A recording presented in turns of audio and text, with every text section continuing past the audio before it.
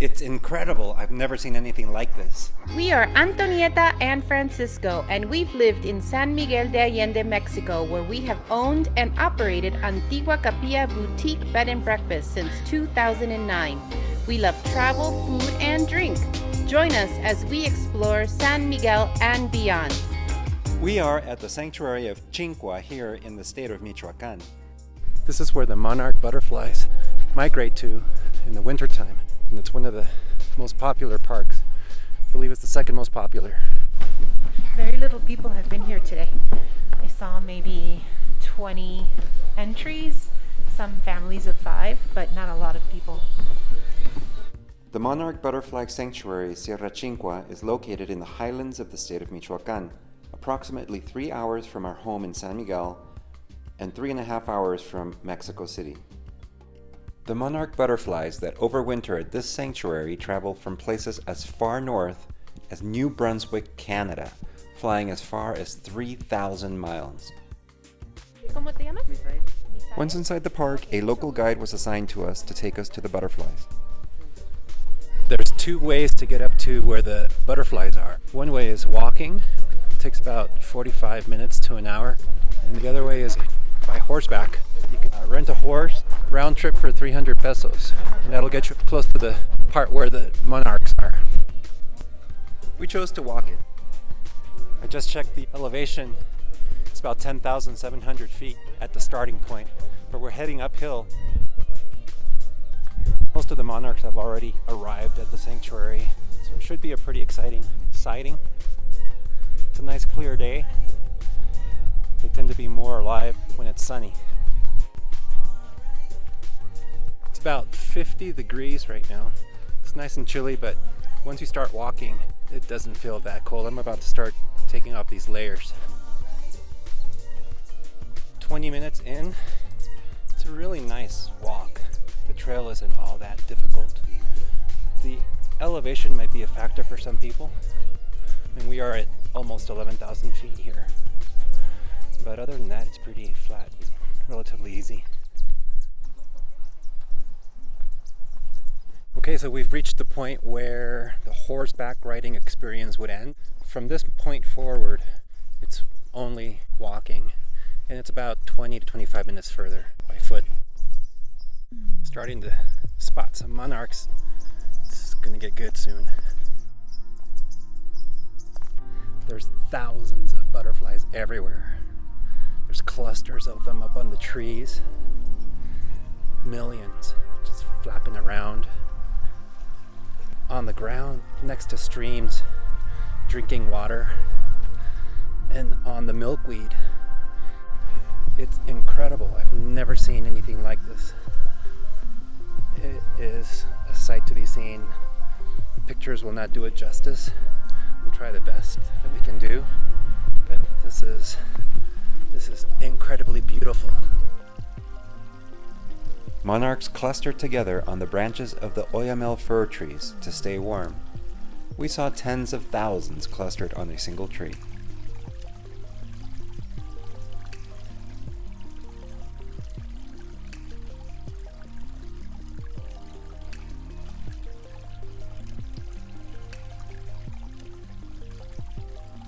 Up north, during the summer breeding season, several generations of monarchs live from 2 to 5 weeks. The last generation does not become reproductive right away. They are larger than their ancestors, and they can live for up to 9 months. They are known as the super generation.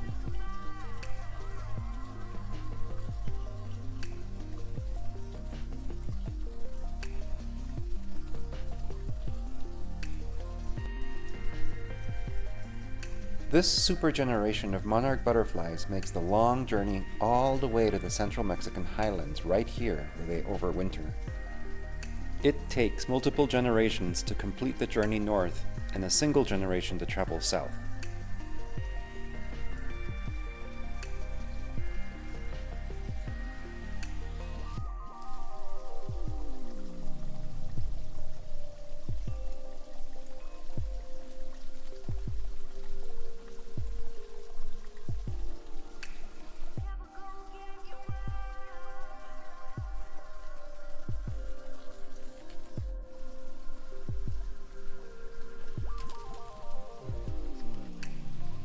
we're going to be leaving the area where the most butterflies are, and we're going to start hiking back up to where we left our car parked.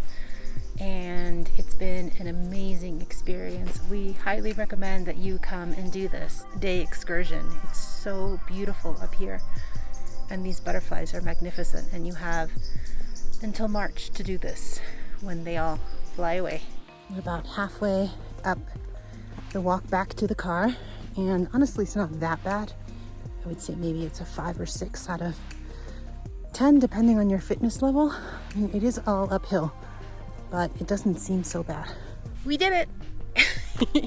We hiked all the way back up. It really was not as bad as I was anticipating, and we didn't want to do the horses today. I thought it was going to be a lot harder walking back, but honestly it wasn't that bad. I would say it's a 5 out of 10 depending on your fitness level, but it's definitely doable. Just take your time, make sure you stop at the vista point. There's beautiful picture opportunities up at that point, and then it's not that far, you're almost back. So it's been a great little road trip from San Miguel today. We left the house I think at 8 a.m. We got here at 11. You hike up for about 45 minutes to an hour, and then you see the butterflies, and we decided to stay a bit longer where the butterflies were and really enjoy it and absorb it and just take part in it. And then we decided to leave. Okay, one tip that I can think of is wear comfortable shoes. I did see a woman going up with boots with heels this high. I could not believe it. Her feet are going to be killing her tonight. But anyway, wear comfortable shoes that you don't mind getting dirty. And you might want to consider bringing a clean pair of shoes and a clean pair of socks. Today is Saturday and there aren't a lot of people, but I have been told in the past to come during the week when there's less crowds. And also that December, February, March are the better months because it's not as cold as it is now. But it really wasn't that bad. Now we're going to head to get something to eat. Okay, so we made it to one of the little restaurants right outside of the entrance to the biosphere. There's a bunch of little restaurants and we just chose one randomly, honestly. And we're at one that's called Restaurante Sofia Guadalupe. So to drink, we're having an atolito de zarzamora, which is blackberry. So it's a corn drink made out of blackberries. There must be an abundance of blackberries in this area because I've never had a blackberry atole before.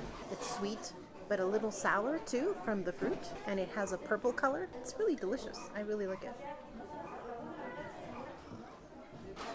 And it's perfect because I'm freezing now, and this is nice and warm.